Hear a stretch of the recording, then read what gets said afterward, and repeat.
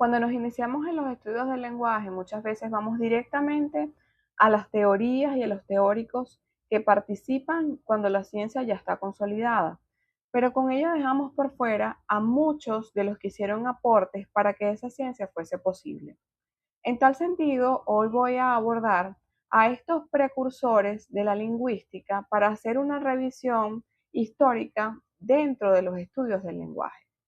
Y para ello voy a iniciar con una cita que me pareció bien interesante en función de lo que estoy hablando de cómo podemos hacer mejor una revisión histórica de de esas lenguas que vamos a estudiar.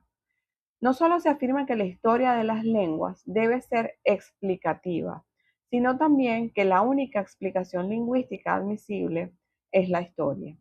Y con ello inicio esta revisión por algunos de los autores que debo mencionar que para mí eran desconocidos, que hicieron importantes aportes para que luego fuesen revisados por otros teóricos y los consolidaran como bases de la ciencia que actualmente conocemos. Inicio entonces con Gottfried Leibniz, quien se conoce más en el campo de la filosofía, porque sus aportes son más hacia el área de la filosofía, pero también hizo reflexiones interesantes e importantes dentro del campo de la lingüística, aunque no se le reconozca como lingüista. Muchas veces es citado y mencionado como una especie de protolingüista. A él se le atribuye más algo así como un filósofo del lenguaje, no propiamente como lingüista. Él plantea la idea de una lengua universal a través de la idea del concepto como unidad. Él plantea el concepto como ese átomo, como ese conglomerado que hace posible la unión de unos con otros conceptos y hace posible la lengua.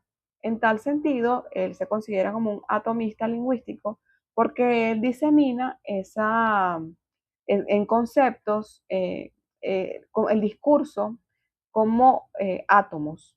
Los conceptos vienen siendo como átomos que conforman posteriormente ese discurso y en tal sentido la lengua.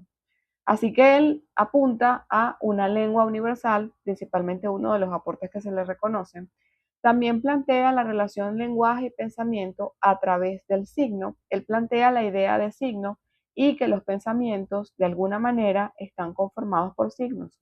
Que el signo es la composición o el individuo está compuesto o piensa a través de los signos.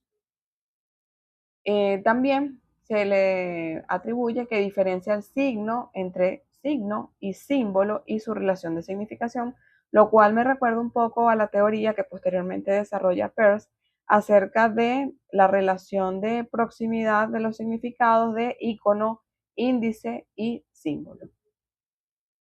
Por otra parte, tenemos a la gramática de Port-Royal, que fue escrita por los monjes Claude Lancelot Arnaud, que fue autor de otras gramáticas y que se dedicó al estudio de otras lingüísticas, y Antoine Arnaud, que es un teólogo y filósofo.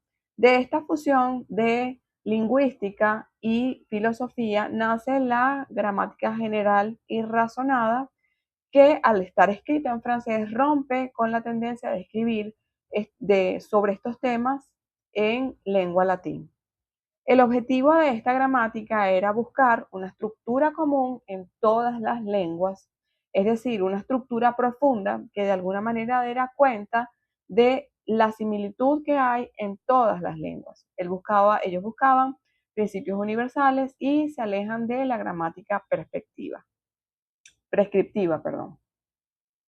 Con respecto a Wilhelm von Humboldt, él considero que es uno de los que realiza unos estudios más amplios que abarcan muchos campos de la lingüística y en tal sentido se considera el fundador de la lingüística moderna y el padre de la teoría lingüística por todo el abordaje que hace, la mirada tan amplia que tiene con respecto al lenguaje a partir del proyecto que él desarrolló, que fue un proyecto antropológico lingüístico, que lo que buscaba era conocer de las particularidades para llevar esa diversidad a una unidad. Él plantea una doble perspectiva del lenguaje, una perspectiva estética y otra antropológica, y en esa antropológica es que él analiza la existencia de una forma interna.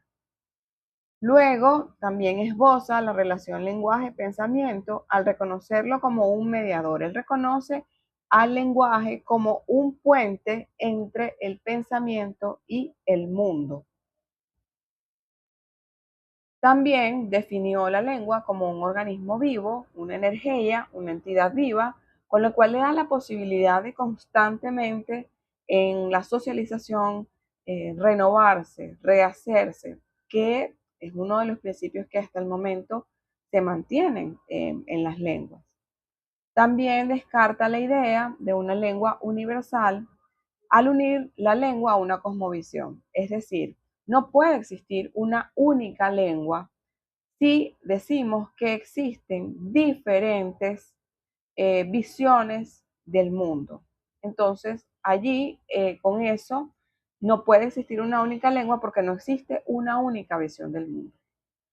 Y por último, con respecto a su nutrida teoría lingüística, tenemos que fue fundador de la lingüística comparada, porque recuerden que su proyecto antropológico, lingüístico, se basaba en buscar a partir de la diversidad de lenguas, buscar la unidad, lo que era común a todas, lo que era eh, eh, fundamental.